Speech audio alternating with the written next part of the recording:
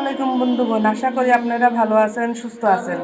আজকে আমি আপনাদের জন্য নতুন একটা রেসিপি নিয়ে আসছি, গাজরের হালুয়া কিভাবে তৈরি করতে হয়। এবারে গাজরের ভালো করে ছুরির সাহায্যে উপরকার ময়লাটা তুলে নেব। সবগুলো গাজর সুন্দরভাবে ছিলে নেওয়া হয়ে গেছে। এবারে সুন্দর করে বটি দিয়ে পিস পিস করে কেটে নেব। গাজর পিস করে কেটে নেওয়া হয়ে গেছে। এবারে ভালোভাবে ধুয়ে নেব। গাজর ভালোভাবে ধুয়ে নেওয়া হয়ে গেছে। এবারে চুলার উপর উঠাই দিব। পানি দিয়েছি পরিমাণ মতো, আপনারাও এরকম পানি দিবেন, দিয়ে ভালোভাবে সিদ্ধ করে নেবেন। ঢাকনা দিয়ে ঢেকে দিব। 30 মিনিট পর ফিরে আসবো। ফিরে আসলাম, ঢাকনাটা খুলে নেব।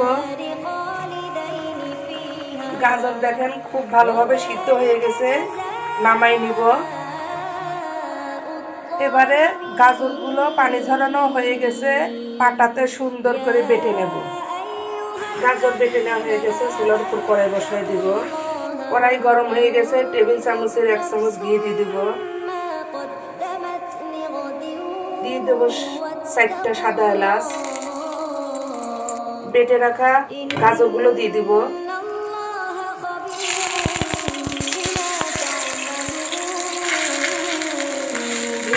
নেড়ে ছেড়ে দিব।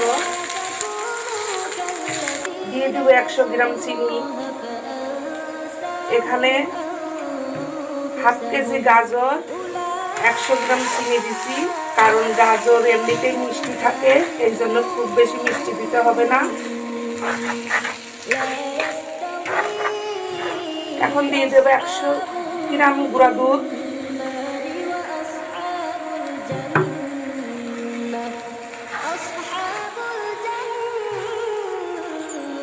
ভালোভাবে নেড়ে ছেড়ে জাল করে নিব। নামানোর আগে দিয়ে আর একটু ঘি দিয়ে দিব।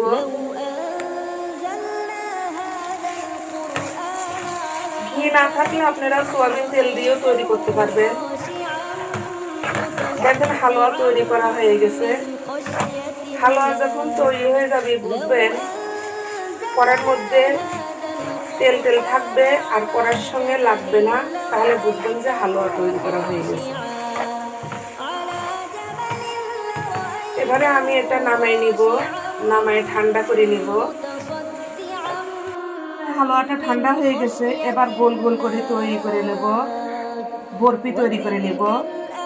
গোল করে বরফি তৈরি করা হচ্ছে, এভাবেই সবগুলো তৈরি করে নিব। গোল করে সবগুলো বরফি তৈরি করা হয়ে গেছে। এবারে যেটা করব, এর মাঝখানে কাজু বাদাম দিয়ে দিব। সবগুলোর মধ্যে কাজু বাদাম দেওয়া হয়ে গেছে।